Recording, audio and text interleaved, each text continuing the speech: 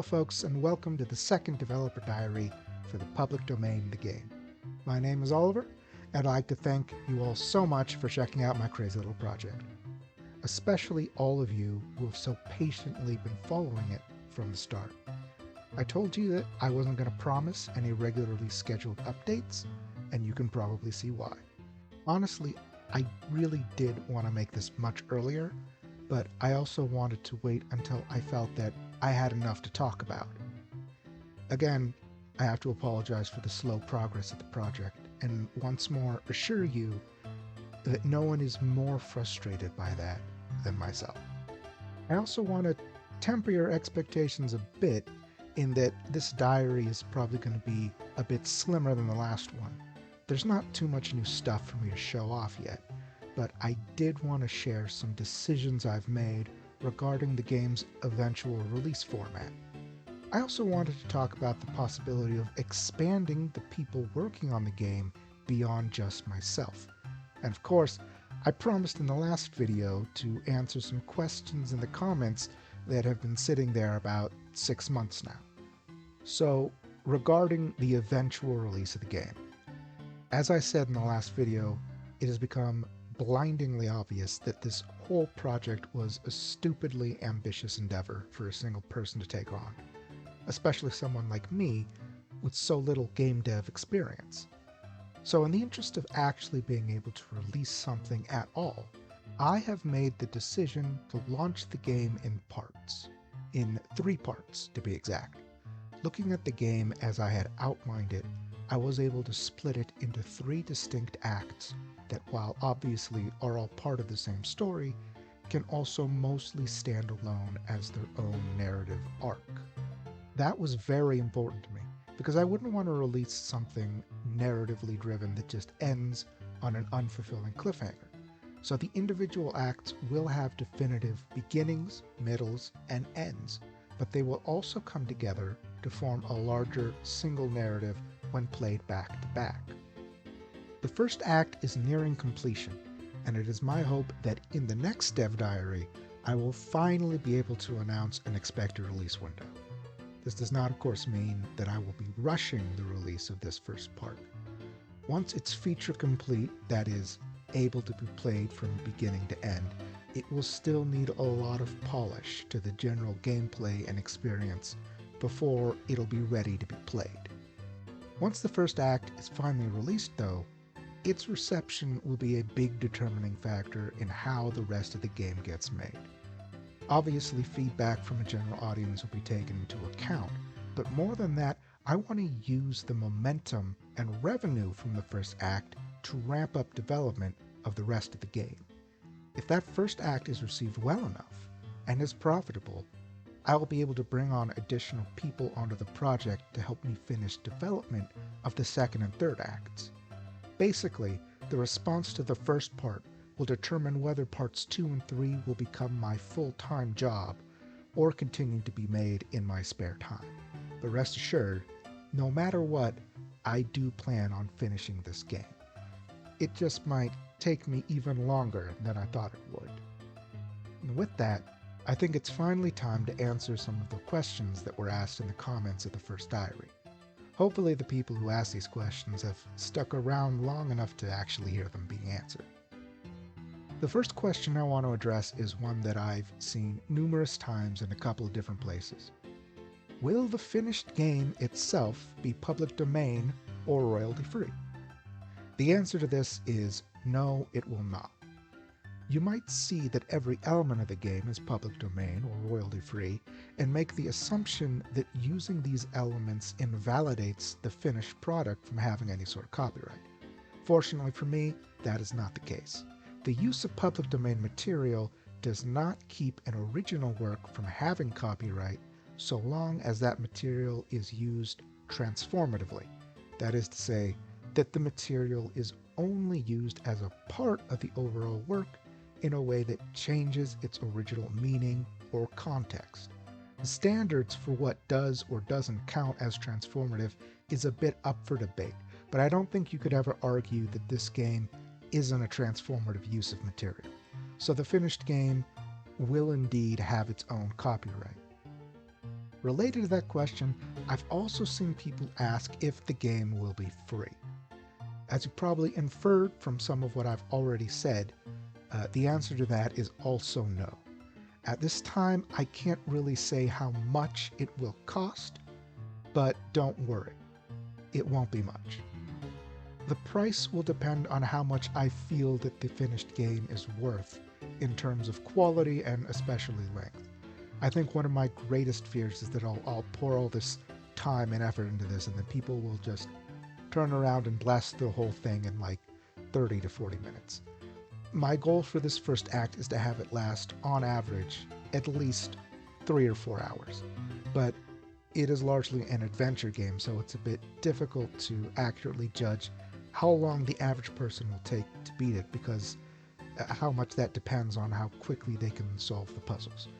But just to spitball probable price, I'm expecting to launch it anywhere between $5 and $10. Again, depending on how it turns out.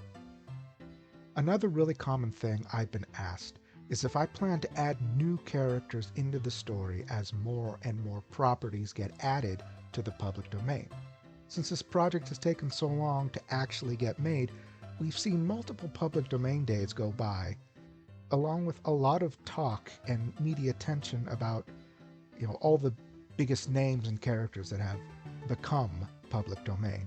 So it makes sense that people might expect me to try to utilize every single recognizable character that I can. The main thing I want to say about this is that the entire story for the game was already mostly finalized even before I published the first trailer. Since this is a game that leans so heavily on narrative, it was really important to me that I nailed down that aspect very early on. This means that I already know exactly which characters and properties I want to include in it. Also, remember that the story hinges on Mickey being tossed into the public domain on January 1st, 2024. So it wouldn't make sense for him to run into characters that enter the PD after that date.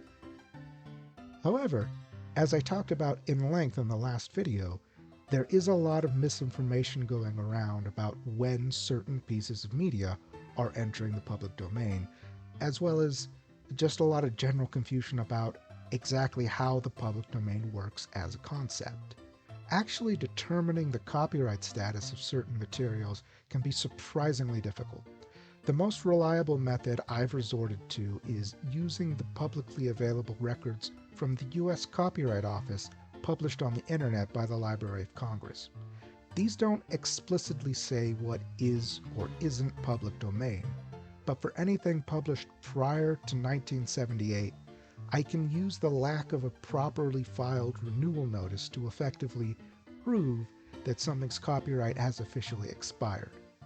Through this, I found a lot of things which technically exist within the public domain that you wouldn't expect, as well as a few cases of media commonly believed to be public domain that I'm actually skeptical of. All this is to say that there will probably be a few familiar faces in this game that will surprise you.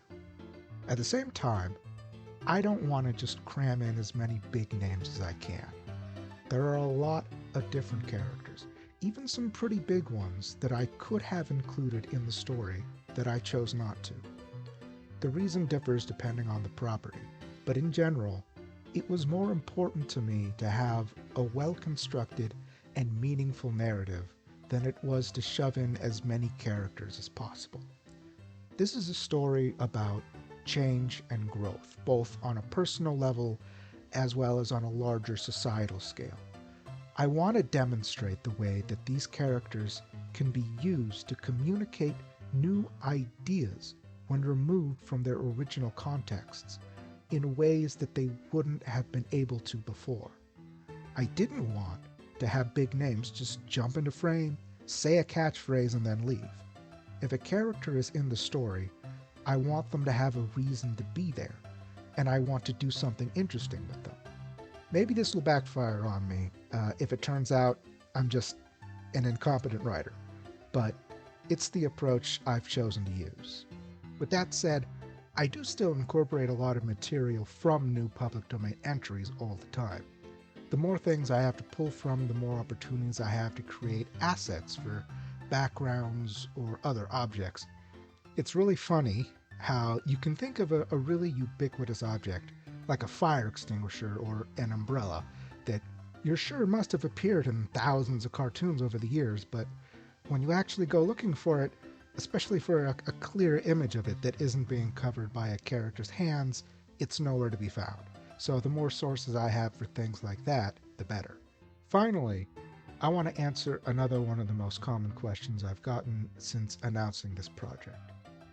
Will I be hiring other people to work on this game, and what kind of work would I need them to do? Thus far, I have been very hesitant to involve other people in this game's development for a few different reasons. One of the big ones being that I'm really not in any position to be able to pay people for their work. I have actually gotten people offering to donate their time for free, but I don't really feel comfortable asking people to do that. I would rather anyone who does work for me be fairly compensated for it. As for what kind of work I would need done, it would almost entirely be on the technical side. I have very limited experience in game development, and this will be the first commercial game I've ever made. So the biggest roadblock that I've been facing has been a lack of my own abilities. And if I'm being honest, I think a big part of why I've been so hesitant about bringing in other people is I'm pretty embarrassed about the quality of my coding so far.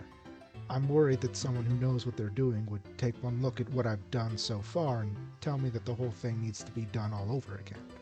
So the first people, if anyone, that I'd want to recruit would be anyone with experience in the technical side of game dev, especially if they're familiar with the Unity engine, which is what I'm using.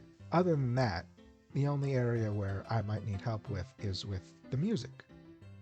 Like everything else in the game, the soundtrack is going to be entirely public domain or stock music. But there are actually some very specific difficulties that can arise when dealing with old recordings of music. Recorded musical performances were not yet a thing when copyright law was first conceived of in America in the late 1790s, and so the legislation at the time did not include protections for it. Further laws built off that legislation, therefore, also did not technically apply to music recordings until much later. In the absence of federal laws, a lot of states started making their own rules about musical copyright, many of which contradict each other. This makes it a gray area within a gray area. There is also the differentiation of copyright between a musical composition and a performance of that composition. For instance, the famous 1928 song, Mac the Knife, is public domain, but versions of it recorded by Louis Armstrong and Bobby Darin that made it famous are still under copyright. The short of it is that it may become necessary to create my own original renditions of certain famous pieces of music. I'd rather it not come to that. When possible, I'm going to use pre-existing recordings or other stock music. But music is just going to be a weird area where every single song's use is going to vary on a case-by-case basis. It may be that the only way to include some famous tracks is to create my own original recordings of them. If that happens, I'll have to make a decision as to whether it's still worth it to include them at all, since I'd like as little of this game as possible to be newly created material. With that, we've come to the end of this development diary. I'm sorry that I don't have more to share with all of you, but I really do appreciate those of you who have made it this far. Not just this far in this video, but also through the development of this game. There are times when making this is so very difficult that I start to doubt whether or not it will ever actually be finished, but coming back here and seeing all of your excitement and enthusiasm is a real big motivator. Please don't forget to leave any questions you have in the comments of this video or anywhere else on the game's Steam page or BlueSky page. Once again, I will do my best to respond to them, though bigger questions will probably be saved for the next diary video. Until then, I wish the absolute best for all of you out there. So thank you, and see you next time.